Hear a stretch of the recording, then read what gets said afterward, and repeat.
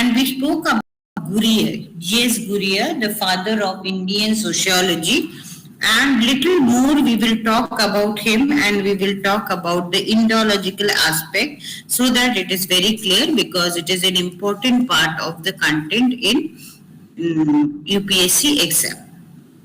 So I'll go like this, that Indology is known as a science of Indian society.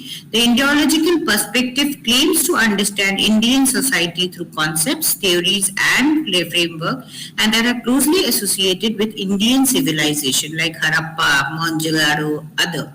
It made a claim of Indian society is unique in structure, function, dynamic, and cannot be associated with the European society. Indology relies on book view and culture and denounces rigorous empirical investigation.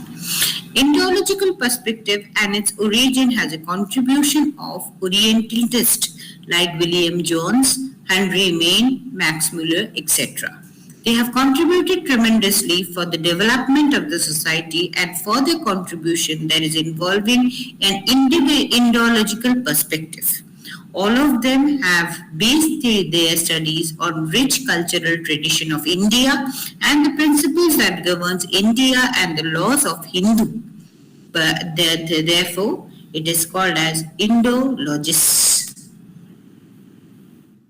Okay, so now I will go to understanding that many founding fathers of Indian sociology are influenced by Indology, and the various scholars like B.K. Sarkar, G.S. Gurrier, M.K. Mukherjee, K.M. Kapadia, Ravati Karve, P.H. Prabhu and Louis Dumont, who had written about caste, were very much influenced by them. Because Gurrier was the leading Indologist, so Gurrier had taken this perspective in caste and race in India, Indian sadhus, Bhattacharjee and its costume, family and kinship in Indo-European culture, and social tensions in India. Methodological approach of Gurrier. The last time we were talking about the theoretical approach of Gurrier. In describing Gurrier, two approaches may be approximated. First, one may divide the entire right of Gurrier's writing into a number of broad themes and analyze each of the items, showing how Gurrier discussed the institutions and processes, as the following unit will reveal the thematic analysis of Gurrier's writing as an imperative necessity to access him properly. In fact, despite some of the interesting diversions, his major writings have been arranged thematically, thus caste, tribes, family, culture, kinship, cultivation, civilization, religious institutions, social tensions, etc., have separately analyzed in the body of this unit. An attempt has also been made to examine how the thoughts of Gurrier, but also to make a critical assessment of this and this has been in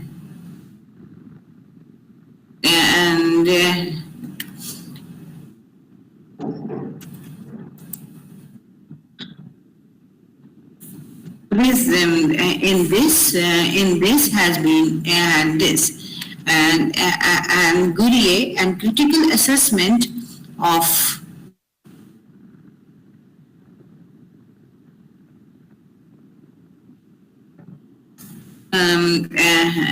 the critical assessment of them via contemporary sociological thinking and researchers. Obviously, the present author tried to as much analytical and possible in accepting Gurrier's contributions. Okay, Gurrier's contribution. So it was a lot of emphasis was given on his sociological contributions.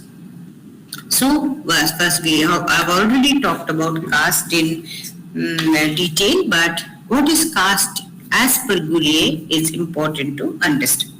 Gurrier's understanding of caste is comparative, historical and genealogical as well.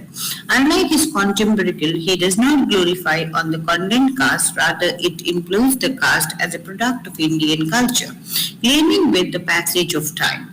Hence, it is the subject of sociological interest. Gurye studies caste mostly on diffusionist and a historian than an Indologist.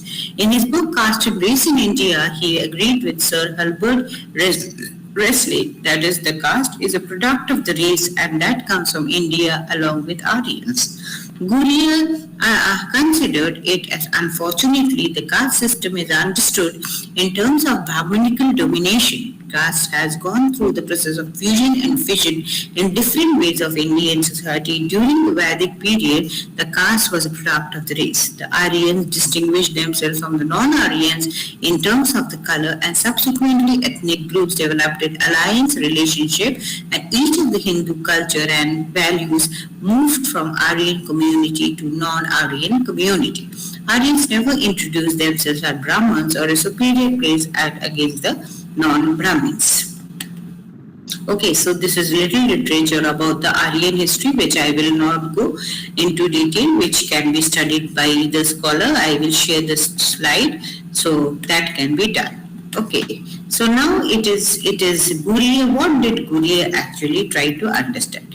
Gurye explained the caste of India into 6 dimensions: segmental division of labor, hierarchy, civic and religious disabilities and privileges, lack of unrestricted choices of occupation, restrictions in food, drinks and social intercourse, that is commensal relationship and marriage relationship, and endogamy, that is marrying within the class. Also he emphasized on tribes of India. Gurye considered a multiple ethnic groups were present in India prior to the entry of the Aryans. Hindu culture was not composed of tribal communities, rather an interaction. Aryan culture is a mystical, magical and spiritual, got entangled with tantric culture, magical culture and materialistic culture of different ethnic groups, gave way to evolution of Hinduism. Therefore, considering Hindu culture as an Aryan culture is non-cynical. The tribal deities like Ganesh, Kali and Shiva was given equal space in Hinduism, and the Aryan deities like Indra, Vishnu, Brahma, animism, totemism, naturalism established synthesizes between multiple cultures present in the Indian society. As a result of tribes of India consider Hindu society and its cultural tradition a new home for them. Therefore, voluntarily they assimilate themselves and uphold the Hindu society. So then Gurye critically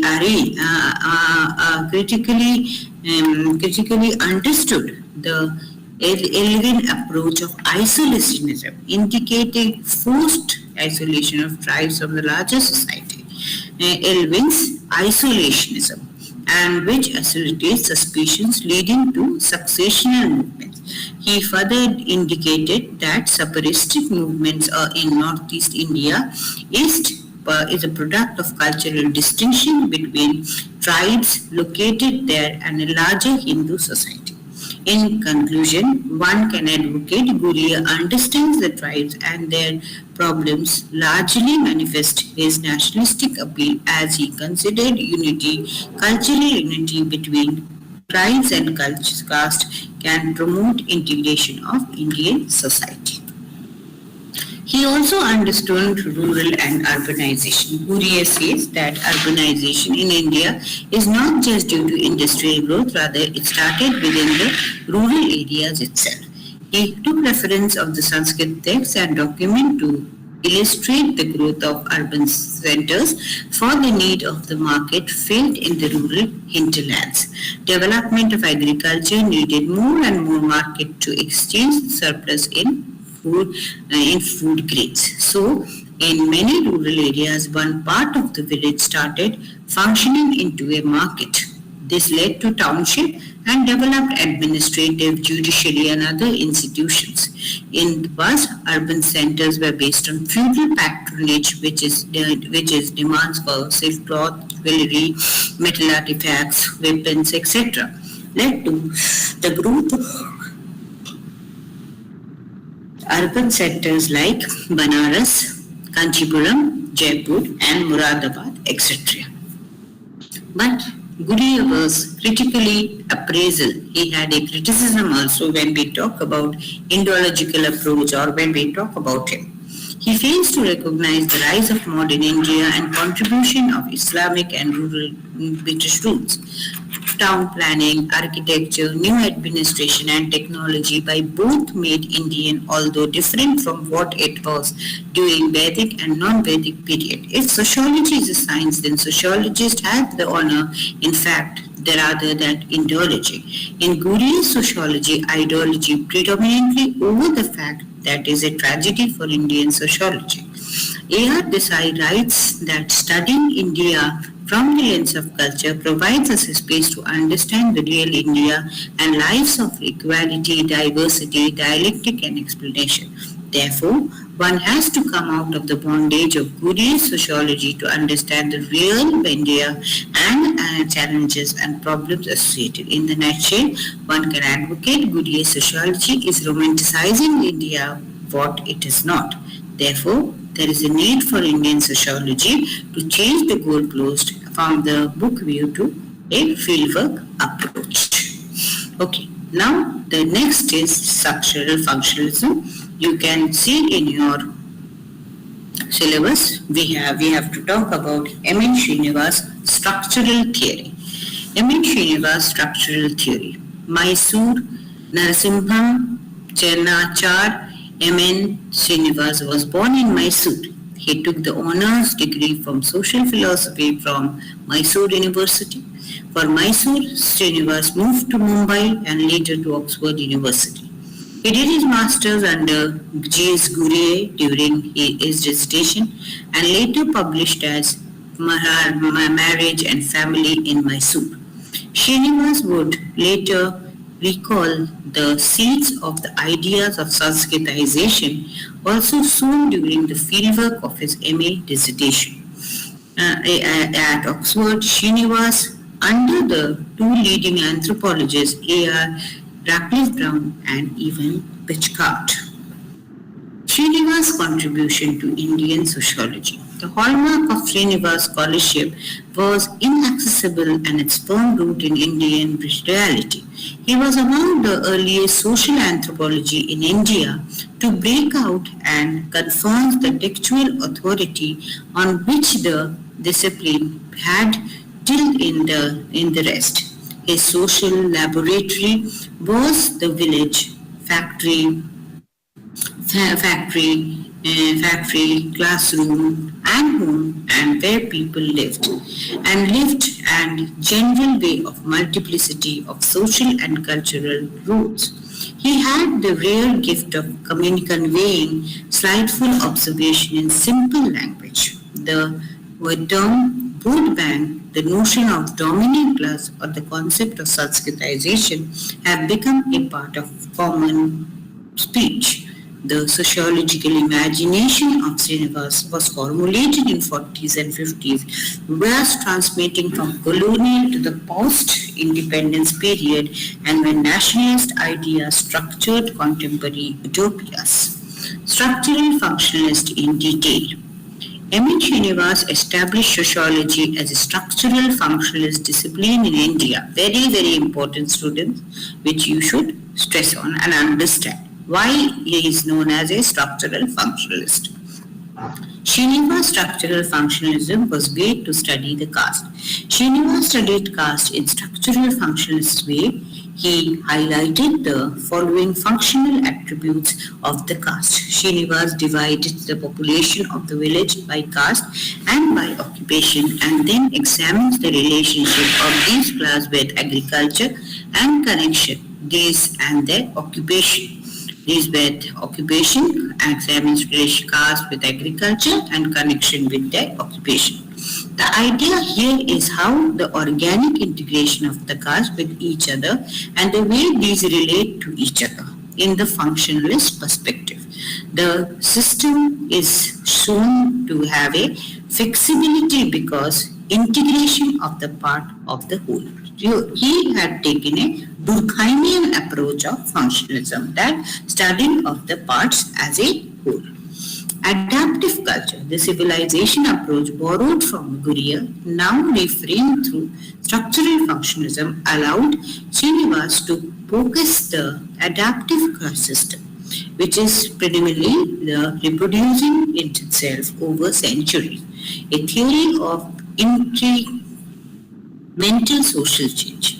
He highlighted a continuous adaptive character of the caste system and its ability to adjust to the modern processes of the change and presented with two paths of mobility, that is of Sanskritization and Westernization. Srinivas highlights two forms of mobility, Sanskritization and immunization of upper caste and dominant practice. Westernization, adoption of Western technological education, lifestyle values. For Srinivas, the caste system of today consists of that of the earlier versions of the system, which respected different occupations or ways of lives. These changes make caste system adaptive, new influences modify and moderate its characteristics but do not lead to transfer and completely vanish.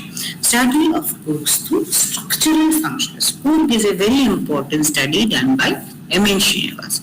Study of Cook was a structural functional study of a localized community in two features about the analysis of noteworthy. First, anticipating later developments in Indian studies, Srinivas depicted for functionalist practice of looking upon communities as bounded entities and explored the location of Kurds within the civilization matrix. For him, the most significant aspect of Kurd society and the culture was incorporation into Hindu social cultural order. For him, the most significant aspect of Kurd society and culture was incorporation into Hindu social cultural order. In this connection, he wrote about the spread of Hinduism, introducing an analytical purposes of ideas of local religion, peninsular and all over India. Second, illustrating the dialectical process, he observed the splinter group among the Kurds and solved their problems of working a variable relationship within encompassing castes based on Hindu society by Sanskritizing their customs entirely while other more conservative groups and lagged behind. Srinivas emphasized the importance of considering methodological issues with strength on studying one's own society, particularly when the society is undergoing rapid transformation.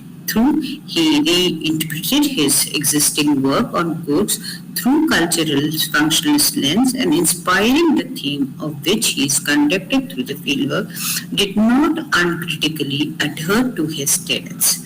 Further, the basic postulates of structural functionalism as profound by Radcliffe Brown was evaluated by Evans Pitchcard and Srinivas and re-examined and re-articulated in his own position with regard to the existing debates of that time. Then he studied in religion and society among the Kurds in southern part of India. The individual as a member of the cult is the Uka and the patrilineal and the patrilocal joint family. Here he describes marriage, death and ancestor worship and is carried out by the Uka. The individual is a member of the village community, which have their own village cult and the village deity.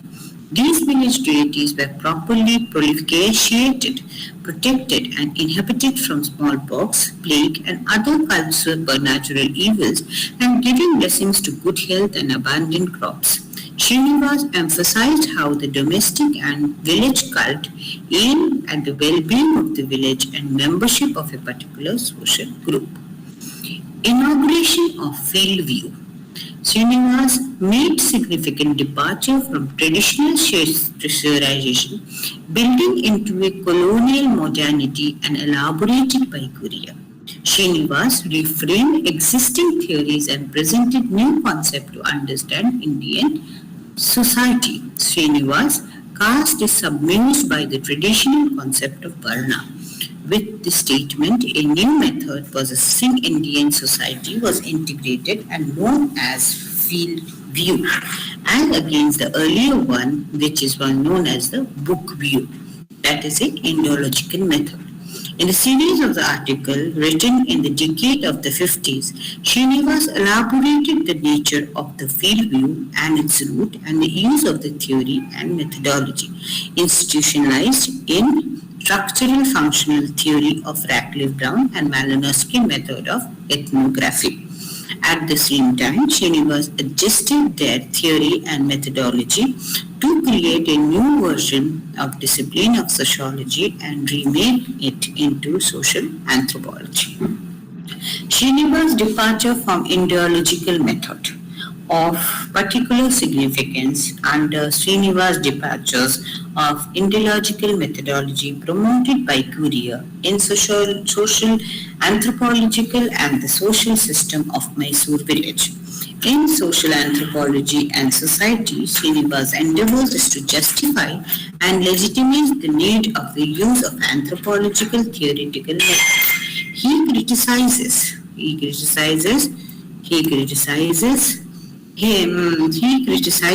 the and received practices of sociology of India, social philosophy and social work on the other for contemporary practices in social functionalism. Application of structural functionalism in ethnography study in India. Ethnography was related to functionalist paradigm and framed in context of principles of British liberal ideology of the 19th century. It is made a distinction between a subject and object suggested by a subject. The social scientist should distinguish herself from the object that she has observed. Srinivas did not agree with the position of the village was a self-sufficient or isolation unit. The emphasis of the village was a unit of ethnographic study, and his paradigmatic principles contradict his evoked intentions. Okay, so adoption of structural functionalism by other sociologists. He gave the structural functional theory, but what was done then? In Srinivas' work, the structure of Indian society is determined by caste, emerges as the kind of adjustment mechanism that extends and fits. Sociologists in India have adopted this perspective, identifying and practicing sociology of India despite various differences and regarding the theory and approach. Discern the various strands of structural functionalism. He discerns the various strands of structural functionalism and incorporate what he felt from the receiver. I accept, however, the functionalist idea of interdependence of the institution, and such interdependence enable anthropologists to talk of social systems. I accept them for a heuristic devices and enable me to understand a better, analyze social phenomena. Indeed, a major consequence of anthropological or social training ought to be. Anthropologists' view of institutions of one in relation to the other happen to be anthropologists' own construction. Srinivas was instrumental in founding anthropology as a structural functionalist discipline in India.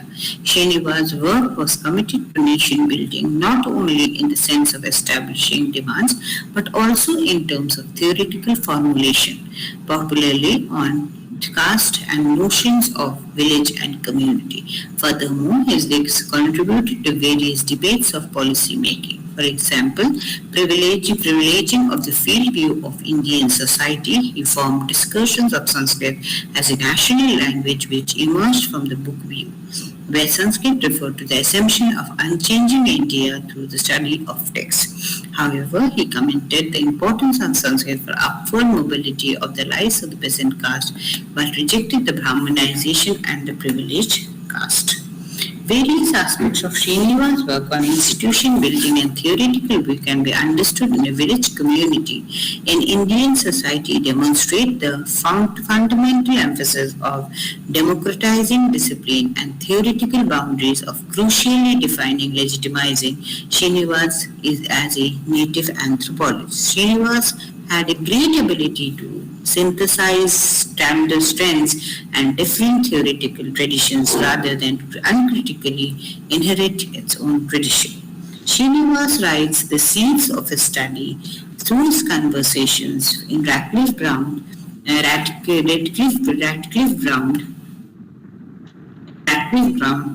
while and suggests scientific importance of field study in multi-class communities. With his trust history and literary material, Radcliffe Brown believes that intensive anthropological study in day-to-day relationship of different caste groups are necessary in the lines of anthropologists of the time. Radcliffe Brown believes that the institutions are ever changing and changing and regarded to study and transform. The caste system provides events on institutions of ideal material and structural functions. Hierarchy is what is associated with India. The main reason he states was excited in the fieldwork. Srinivas wanted to examine first-hand events and institutions of complex interrelationship. Srinivas' fieldwork in Rampura was the force of the book and the Remembered Village. Remembered Village is perhaps the most fascinating style of first-person narration. In several places, Srinivas listed and that he had departed from the Brahmin norms and resulted to urban upbringing and living in England. While in England, I broke the dietary rules of vegetarianism and teetotalism. Srinivas also comments on tension faced by anthropology in confronting the norms expected by him by the people of the village. I had gone to Rampura to study it, and I did not want to anything to jeopardize that. Srinivas also discussed the problems of the urban educated field worker who holds progressive, forward-looking and modern views on social matters like caste. The constant tension would exist from the native anthropologist as constantly remembered and being studied and evaluated. For Srinivas, the struggle seems to be whether privileges certain research methodology and demand for the field, or the question to appear him in the oppressive practice. Data he believed and constructs a reflex of the facts of the relationship existing independent of the observer. Srinivas was deeply embedded in project and nation building, demarcating discipline and defining boundaries new categories from Indian academia through uncritical. So this is the book, this is the article which scholars can, people who are preparing for UPSC can look for. So this is what was from Indology.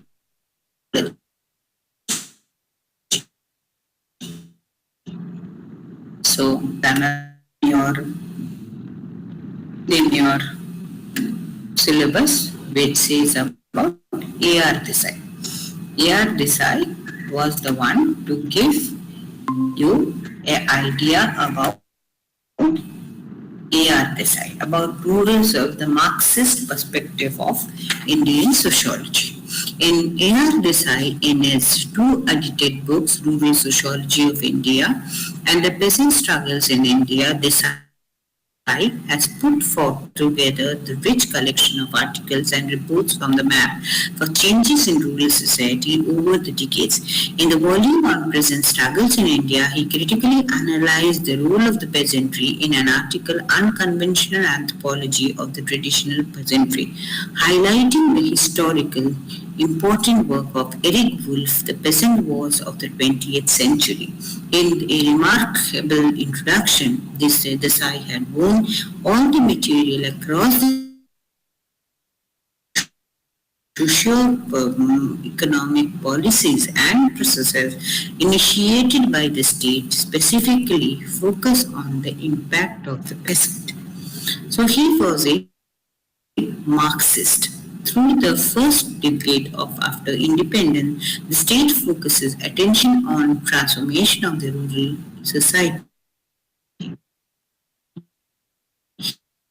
Desai analyzes the policies implemented by the state, The main thrust of which he has been transformed our agrarian society is pre-capitalist to a capitalist relationship.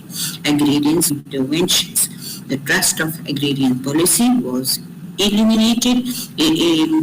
Elimination of the parasitic landlordism and absentee intermediaries, jamidaris, and his place to create a class of agricultural capitalists, rich farmers, middle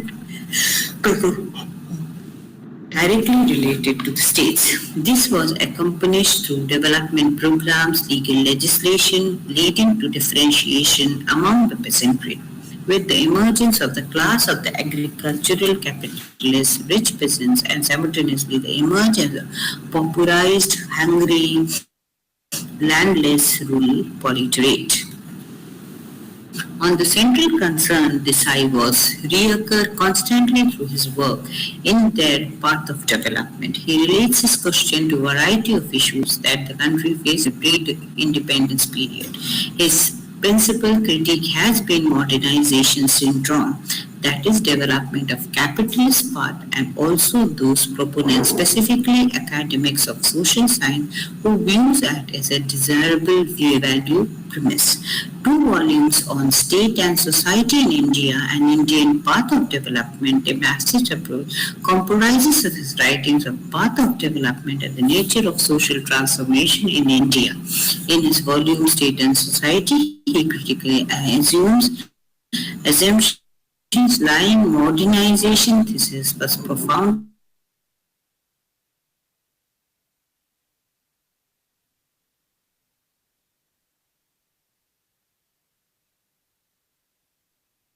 by academic establishments and shape the content of curriculum and expand and sway from mainstream academia, and which effectively the capitalist path of development pursued by the state. Such intellectuals activities were financially supported by the state and helped in pursuing development among the capitalist line. This helped to generate mold. The principal of focus of his work is the capitalist transformation of India and the role of the state as a prime mover of the process. The relationship between capitalist class and state in molding of different institutions, that is legal framework and administrative apparatus, along with the major policy initiatives and mixed economy and facilitate development. Readings are these which you can.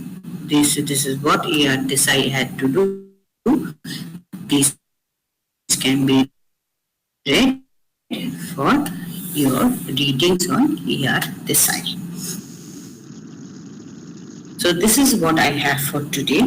You can go through. So we have discussed Marxism also, which was a part of A.R. Desai. So this is what we had today to discuss. Next week we will take up another topic. Thank you. Thank you, Rama.